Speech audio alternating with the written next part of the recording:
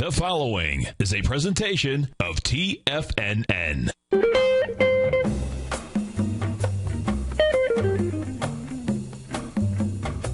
And welcome, folks. This is David White sitting in for the great one, Tom O'Brien. We'll be talking technology today. Normally, I talk in the last three segments with Tom. We'll be doing the whole thing today, and want to catch you up with the market as quickly as possible. Right now, we are looking at the S&P off 6 points today. We have also got the NASDAQ off 9 and the Dow off almost 73 points. Volume was rather light, as it has been in the depths of summer. If you follow my radio show during the day, the 2 to 3 hour, Monday through Friday, I work with the consolidated New York Stock Exchange tape, which is all the shares traded of any stock on that exchange, whether or not they're traded across the floor or traded on electronic commerce networks off the exchange. 3 billion shares today, very quiet day for a Friday. Normally, especially at highs, probably want to be looking at 5.5 billion shares. In the midst of the summer, 3 billion shares, not a big day off 6 points. The market looks like it's at least a bit winded. When you look at the options, as I do, and actually you can go to the archives on Channel 14 on Tiger TV and look at my show today. I showed some charts and options that suggest that the market wants to close somewhere around 1660, 1665 for next Friday. And not always perfect, but this is a fairly decent indication that we want to pull back at least modestly into the close on next Friday for options expiration. Gold pretty much flat out today. Not a lot of movement after the reversal yesterday. And if you also had been listening to my weekday show, we were looking for a low in the gold contract of 1275. We got that yesterday, a little bit of a reversal, but still don't have that sign of strength that makes me think that gold is really ready to rip and take off. Let's see what else we have out here just to make sure I'm not missing anything. Just go through a few things here real quick. Pretty much that's it. So we will be looking at the rest of this market, but for the most part, a quiet day in the summer, and without a lot of economic data to push the market around, we are somewhat in the doldrums of summer. Of course, on Fridays, I write the Tech Insider newsletter, where we look at technology, more of an investment than individual trades. We have a bias to the downside on technology now. If you look at stocks like IBM and Apple, they have hit swing points. In the case of Apple, it came in on a much lighter volume, about 11 million shares compared to the previous high at 17 million shares. And for the most part, these stocks look a little bit winded, a little bit exhausted. We're looking for a pullback in the NASDAQ and in a lot of these individual stocks to set up the next trade, possibly up. But looks like we've got at least, not a huge move, but probably 30 point lower, probably over the next week. In the Tech Insider this week, I talk a little bit about power density and electricity. Because of some recent announcements and some papers in this field, I was up rather late last night trying to read through some technical papers from a college about some new technology. And I'll probably have a little bit more of an update on Monday for the Tech Insider. A little light this week because it would be one of the most interesting things that have come along in probably 6 or 9 months in the Tech Insider if this paper turns to be true. Power density is being able to put enough power in a certain amount of area and a certain amount of weight. You can have a lot of power, a lot of water come out of a hose very quickly. If you don't have a big tank, that won't last very long. Part of the problem with electric cars today is that you don't have enough range. You just don't have enough water in the tank to continue to move you. Batteries are extremely heavy. We've been looking at a technology that probably is the promise of the future.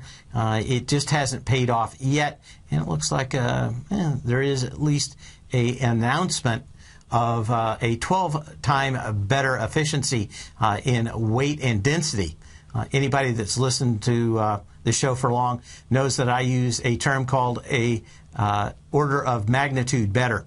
Normally, when you see that term used in anything in electronics or high tech, that's the kind of stuff that is groundbreaking. It is disruptive technology, and maybe this will pan out. We're looking for it, and there were some stocks in this sector that kind of bounced yesterday on this news, and we'll see just how far it takes us. But maybe what we've been looking for several years in this sector. But you can always go to the front page of TFNN and get 2 weeks free of the Tech Insider.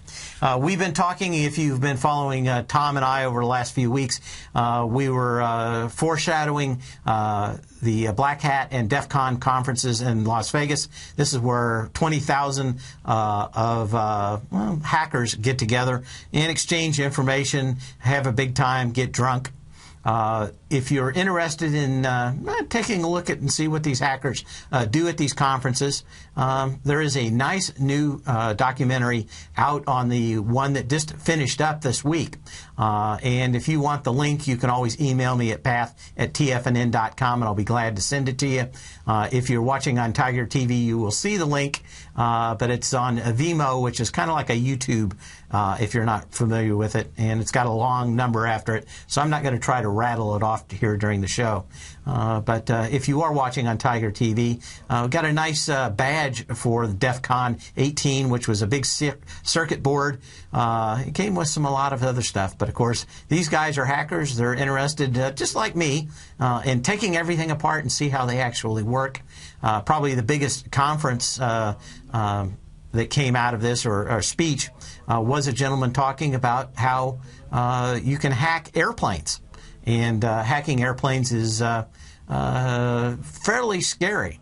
But a gentleman came by and bought most of the parts and showed, at least at a base level, how it would be done. Of course, he doesn't want to do it and risk actual lives, but this could be a vector that has a lot of vulnerability, especially to us in the U.S. Interesting. Anyway, great documentary. Runs almost 2 hours of DEF CON conventions for the last 20 years, actually. This is the 20th convention. Some of the other things in security that rolled out of this convention were some people from MIT. They showed how to use 3D printers. The ethics of using 3D printers to print various things is come into question. Of course, several months ago, there was a big brouhaha about printing 3D guns. And yeah, can you make a 3D gun, a 3D printed gun out of plastic? They don't work very well. Of course, plastic not a great thing to make a gun out of. But people kind of upset when you get any kind of rights combined with legal laws and people doing things that other people don't want them to do.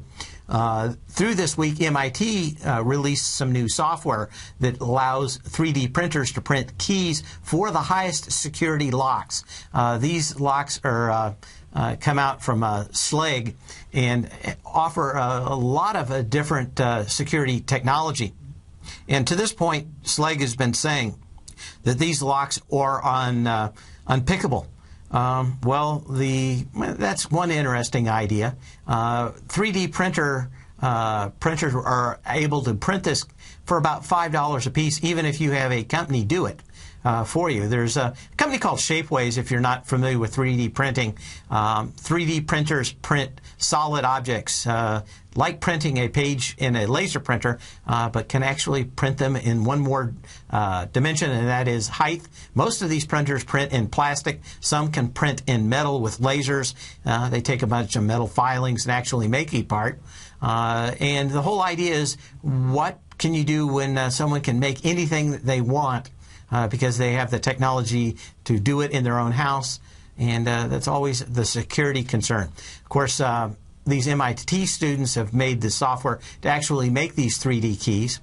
Companies like Shapeways. Kind of interesting in that you can send them a 3D CAD drawing and they will send you the part back. In the case of these Slag keys, for $5, you can get these high security keys made and pick the lock. Anyway, we'll be back in a minute. If you have a question, give me a call, 877-927-6648.